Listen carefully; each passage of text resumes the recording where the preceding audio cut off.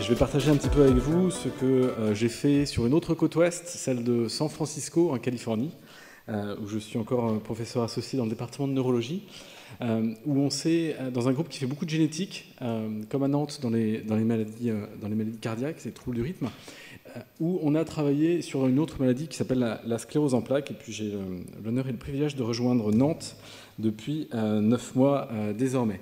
Donc je vais vous parler un petit peu de ce parcours et puis peut-être saisir cette occasion pour vous dire à quel point la recherche est à la fois un parcours très collectif et aussi personnel. La recherche, c'est des chercheurs, vous en avez certains devant vous aujourd'hui, des patients bien sûr qui nous aident et pour lesquels et qui nous motivent.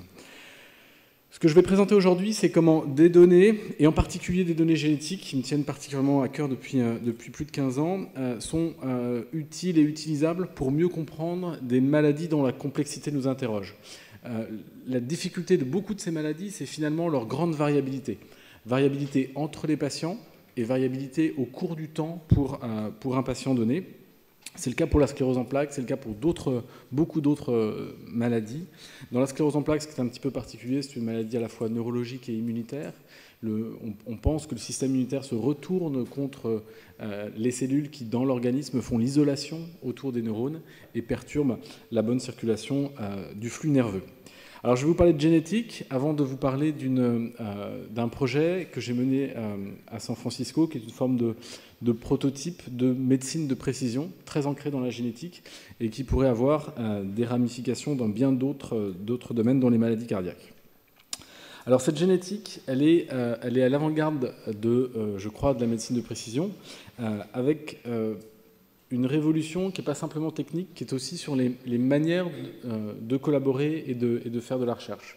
J'aime bien plutôt commencer que terminer par ces remerciements, parce que si, je vais vous le dire dans un instant, on a découvert quasiment 200 gènes associés à la sclérose en plaques en moins de 10 ans, c'est parce qu'on a des nouvelles techniques, et c'est aussi parce que toutes les équipes dans le monde, y compris des grands professeurs qui ne s'adressaient pas à la parole, eh bien, ont décidé de travailler tous ensemble. Ils se sont dit, c'est pas possible, pour qu'on arrive à résoudre des maladies aussi complexes, il faut qu'on travaille tous ensemble. Alors, de San Francisco à la Pitié-Salpêtrière, en passant par la Finlande, le Japon ou la Nouvelle-Zélande, eh bien, on se voit un petit peu tous les ans, je dois être là-bas au fond, et puis on essaye de faire avancer la recherche.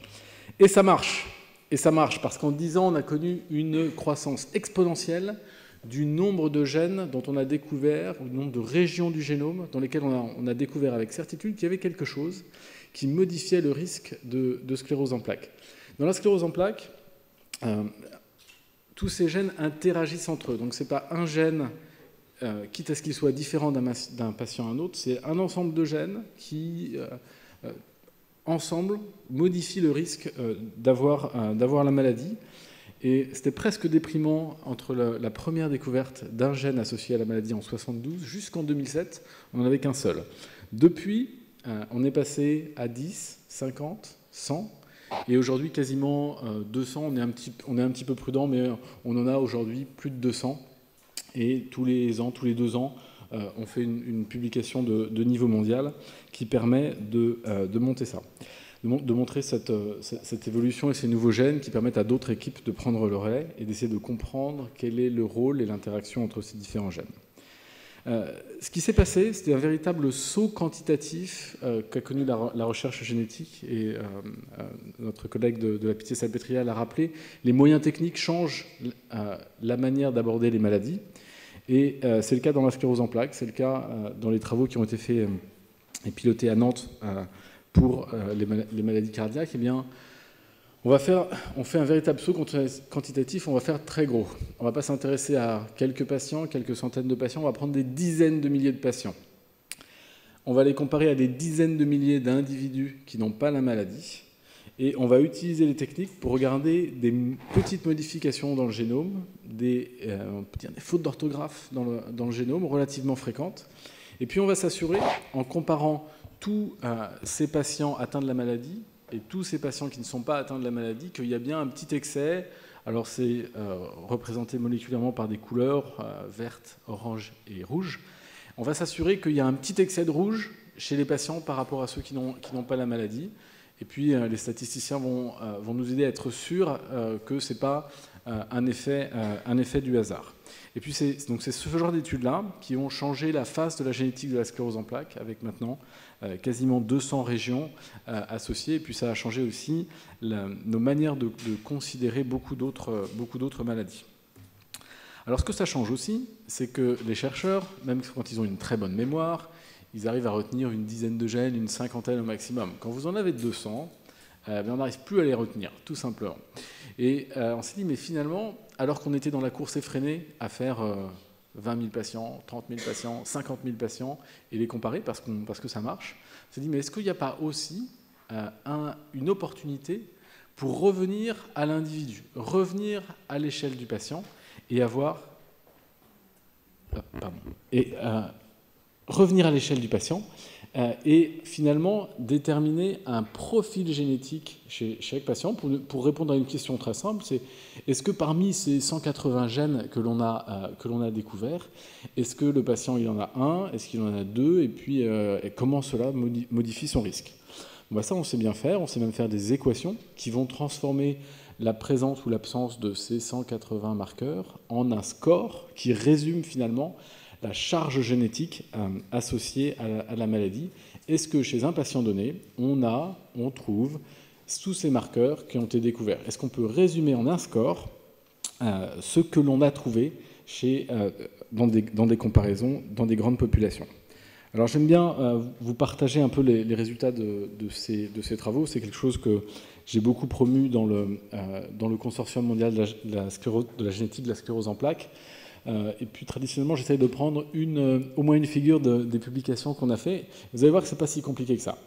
On résume toute la génétique de la sclérose en plaques par un score, un chiffre qui est compris ici si j'ai bonne mémoire, entre 7 et 13. Ce score entre 7 et 13, c'est un peu compliqué à comprendre. Et en réalité, ce qu'on peut faire, c'est comprendre ce score par rapport aux autres patients. Et puisque les Anglais sont à l'honneur ces jours-ci, notre collègue anglais, qui est un peu vicieux en fait, me dit « Mais pourquoi tu nous montres tous les patients ?» Je fais « Ah, je montre tous les patients parce que, d'abord, il ne faut pas oublier que derrière chaque point, chaque donnée, il y a un patient, sa famille. Et puis ensuite, deuxième chose, ça nous montre la variabilité à l'intérieur de ces différents groupes que l'on fait. » Alors, dans la partie tout à gauche, ce qu'on appelle les probants, les proposants, ce sont les patients qui nous ont permis de découvrir une famille dans laquelle il y a de la sclérose en plaques. Certaines sont multicas, MC, c'est celle de gauche, et d'autres sont sporadiques ou simples cas, c'est celles qui sont mises sur la partie droite. Eh bien, on s'aperçoit qu'en moyenne, les familles qui ont plusieurs cas de la sclérose en plaques, elles ont un score plus élevé. Ça veut dire que les gènes qu'on a découverts, là, ils sont bien présents dans ces familles multicas. Et puis on peut dire la même chose chez les mamans, c'est les mothers au milieu. Et on peut dire la même chose chez les parents, c'est-à-dire que chez les pères également. Et en moyenne, ces membres d'une famille atteinte par la sclérose en plaques, ils ont plus de ces gènes qui expliquent la survenue de la maladie. Et des gens témoins, les contrôles, eux, ont un niveau plus bas. Et vous voyez que les différences sont finalement assez petites. Et qu'on n'arrive pas, on ne peut pas utiliser ces scores pour prédire la survenue de la maladie. Par contre, on a un outil qui vient mettre un score, qui vient résumer toute cette information qu'on a obtenue sur des centaines et des centaines de gènes avec un chiffre. Et donc aujourd'hui, c'est plus d'une soixantaine de publications qui ont utilisé ces techniques, pas pour prédire la maladie, encore une fois, mais pour en étudier les caractéristiques et voir ce que la génétique nous dit de sous-groupes de la maladie. Alors, ça ne marche pas seulement pour la génétique. Et en fait, il faut bien comprendre la génétique pas simplement comme une discipline pour laquelle on a des outils fantastiques pour comprendre les maladies, mais peut-être aussi comme un modèle pour réfléchir à l'organisation des données dans d'autres disciplines. Et donc j'ai beaucoup travaillé avec mes collègues radiologues qui font de l'IRM. Alors dans la sclérose en plaques, on cherche des lésions dans le cerveau, donc c'est très utile. Et puis, on a essayé de voir un peu ce même genre de relation, en disant « Ah d'accord, vous découpez le cerveau en 60 000 morceaux virtuels avec vos IRM, et vous regardez où sont les lésions. Et puis après, vous nous faites des cartes en moyenne, c'en est une que j'ai réalisée à gauche ici. Donc ça nous dit où sont où sont en moyenne les lésions dans la sclérose en plaques. Elles sont dans les ventricules, une espèce de banane au milieu du cerveau. Effectivement, c'est ce que l'on voit ici. Donc les petits points rouges sont les localisations où les lésions sont plus fréquentes. Mais ça, encore une fois, c'est en moyenne. Donc ça ne dit pas grand-chose sur l'individu. Et on s'est dit, ah oui, en génétique, on a fait ces scores pour revenir à l'individu, avoir une approche plus personnalisée. Qu'est-ce que ça donnerait pour vous, les radiologues? Et c'est la partie droite, on s'est dit, mais finalement, est-ce qu'on ne peut pas comprendre un individu dans le contexte des autres? Finalement, toujours se dire qu'on va représenter les données individuelles par rapport à leur distribution en population. Et donc on a pris ici une patiente dont on représente les lésions. Et vous voyez qu'il n'y a pas besoin d'avoir fait 12 ans de neurologie ou de neuroradiologie pour dire que les lésions qui sont ici représentées en rouge sont typiques de la sclérose en plaques, et celles qui sont en bleu sont moins fréquentes. Autrement dit, si on avait un patient dont on croyait qu'il avait la sclérose en plaques, dont toutes les lésions sont bleues, on a peut-être un truc pour se dire, comparé aux autres, grâce à toutes ces données, il a une présentation atypique de la maladie, puisque les lésions sont distribuées à des endroits pas communs dans le cerveau. Et au contraire, un patient qui n'aurait que des lésions rouges, oranges, dit, finalement, celui-là, oui, c'est typique de la sclérose en plaques. Tout va bien, on est rassuré. Et on a mobilisé l'ensemble des observations chez les autres patients pour comprendre l'unicité de ce patient. Et c'est là où on a basculé vers la médecine personnalisée. Alors on disait médecine personnalisée au début, on dit maintenant plus médecine de précision, parce que vous allez voir qu'on utilise beaucoup de données. Et l'idée, c'est de dire finalement, on a toutes ces données qu'on accumule. Ces patients et l'hôpital public en particulier est un carrefour où toutes les données sont produites et elles circulent. Est-ce qu'on ne peut pas démocratiser l'accès aux données grâce aux outils du numérique? Évidemment, quand on travaille dans la Silicon Valley, on a accès à beaucoup de gens qui sont très compétents sur ces questions d'outils. Et ça va me permettre ce matin de souligner l'importance de l'accès aux cohortes et aux banques, aux bases de données que vous soulignez. Ce que je voudrais faire quand même, pour vous parler un petit peu de ce qui va passer dans les années, c'est convoquer mon filleul Camille. Camille, vous voyez, il est bien nourri, on va en parler. Camille, dans 20 ans, c'est-à-dire vos enfants, vos petits-enfants, ils ne comprendront pas, j'en fais le pari avec vous ce matin, ils ne comprendront pas qu'un médecin prenne sa décision sur la seule base de son intuition et de son expérience.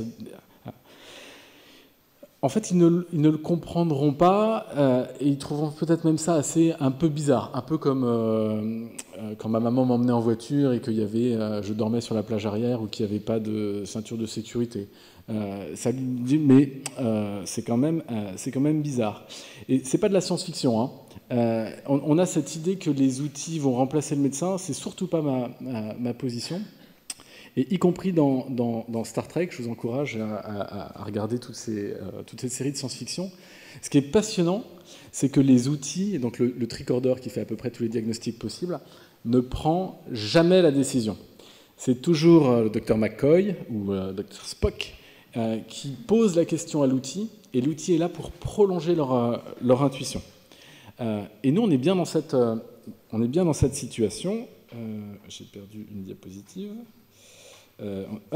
On est bien dans cette situation.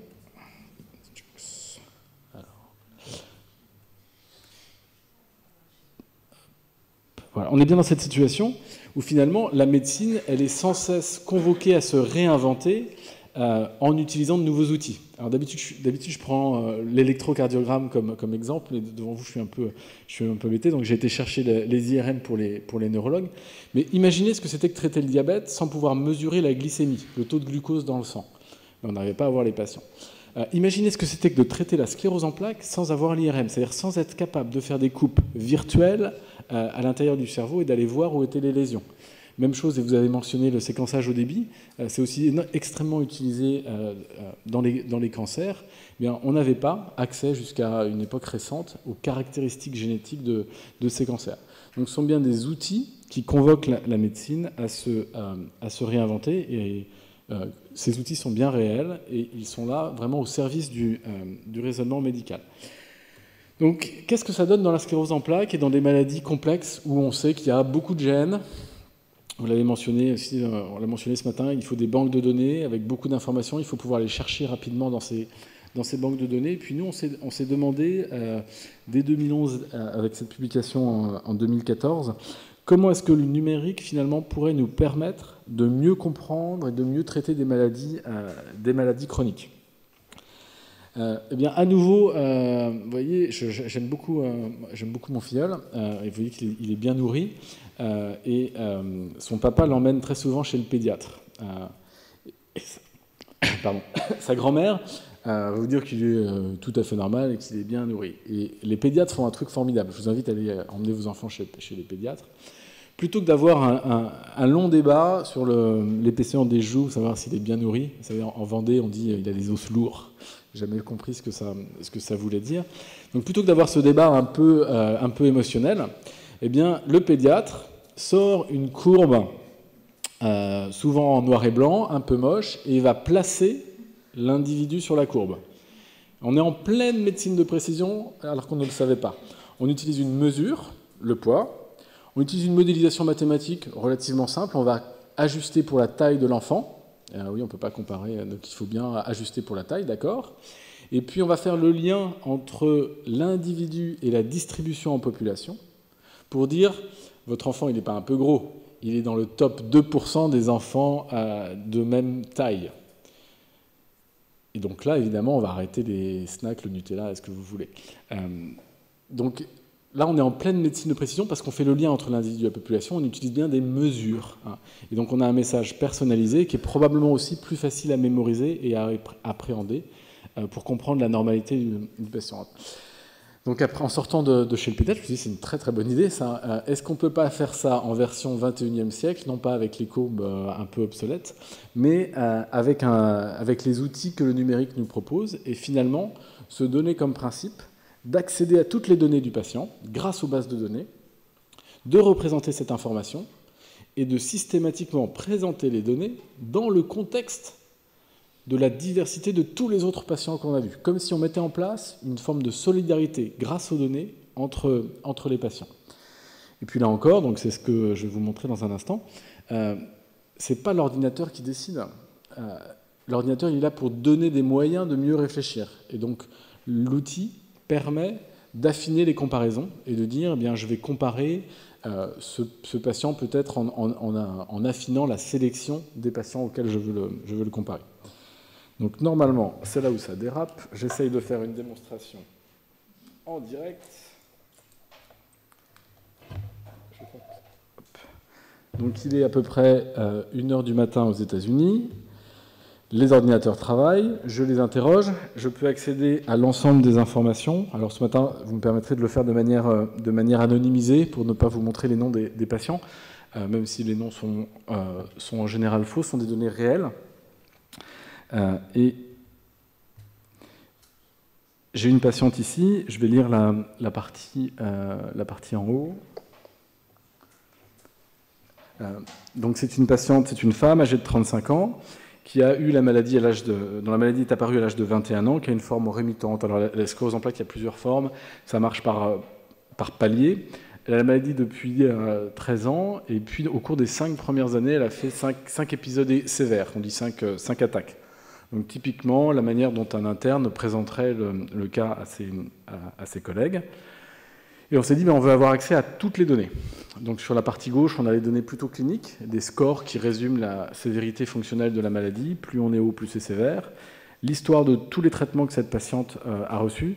La sclérose en plaques, c'est une maladie vraiment chronique, ça évolue sur plusieurs dizaines d'années. Donc avoir l'historique des traitements, c'est quelque chose de très important. Et puis l'historique aussi, symbolisé par ces petits triangles orange, des traitements au cours du temps. Toutes les données, ça veut dire aussi avoir accès à l'imagerie, qu'elle soit cérébrale, qu'elle concerne la moelle épinière ou qu'elle concerne l'imagerie oculaire. Et puis, ce sont aussi des disciplines où on est capable, comme en génétique, d'analyser l'information brute représentée par l'imagerie en calculant des mesures. Et ce qui est même passionnant, c'est de se dire qu'on a des IRM qu'on a fait il y a 10 ans, que l'on est capable de réanalyser avec des algorithmes et des ordinateurs qui n'existaient même pas quand la donnée initiale a été obtenue. Et puis il y a une petite place pour les données vraiment de la recherche. les biomarqueurs avec ces données génétiques et puis les scores qui résument la complexité des données génétiques. Alors sur cet écran, pour finalement n'importe quel score, je peux montrer au cours du temps comment cette patiente a évolué. Donc la sclérose en plaques, c'est pas une maladie très rigolote, mais quand on est à un score de 6 à peu près, on est en fauteuil roulant. Et donc là, on a un outil pour voir les données de plus de 10 ans en arrière. On peut commenter et avoir l'information pour cette patiente. Au passage, quand j'ai commencé à mettre ça dans les mains de mes collègues américains, ils m'ont dit « mais c'est génial ton truc, on peut voir les données et puis on peut les montrer aux patients ». Et donc ça, on ne l'avait pas du tout anticipé. Même dans un très bon hôpital de neurologie comme celui de San Francisco, finalement, on avait beaucoup de données dans un gros paquet de papier et éventuellement un truc mal représenté sur un écran d'ordinateur que le médecin essayait de traduire tant bien que mal ou de verbaliser pour le patient. Et puis en introduisant cette application sur un iPad, en fait, on s'est aperçu qu'on avait introduit un troisième point qui favorisait la relation entre le patient et le médecin en disant « Vous vous souvenez, en 2004, vous étiez là, puis après, bon, ça a été un peu moins bien, puis on a changé votre traitement. » Donc, plutôt que d'avoir peur que la technique déshumanise la relation entre le médecin et le patient, on s'est aperçu que dans cette situation-là, c'était plutôt une occasion d'avoir un dialogue avec un troisième point de référence plus objectif. Donc jusque-là, on n'a pas fait de la médecine personnalisée, on n'a que représenté les données telles que peut-être l'hôpital devrait déjà le faire. Donc en analysant les informations, je vais dire, va chercher l'ensemble des patients qui sont similaires et construit autour de cette trajectoire la courbe de distribution qui va me permettre de dire non pas que vous avez un score de 2,5, ce qu'on va tous avoir un petit peu de mal à comprendre, mais de dire en 2005, vous étiez dans les 25% des patients les plus sévères. Et puis l'année d'après, malheureusement, c'était les 10% les plus sévères. Bon, je pense que le traitement ne marche pas bien, il faut qu'on décide dès maintenant de le changer. Donc on utilise l'information, hop, c'est un gros problème hein, d'arriver à savoir quand changer de traitement ou au contraire, ne pas commencer de traitement. Donc on a des exemples comme ça et on va pouvoir juger de la normalité des données grâce en fait à toutes ces informations. Très vite, je vous montre qu'on peut, comme c'est une femme, la comparer qu'aux hommes, refaire le calcul. En l'occurrence, si je me souviens bien, ça ne change pas grand-chose. Donc rebelote, je fais la requête, on recalcule tout et on est toujours à 25%, 10%. Comme le temps presse, je vous montre très vite qu'on a aussi appliqué le concept aux données d'imagerie. Donc même plus gros défi, mais même idée. Il faut qu'on ait accès aux données.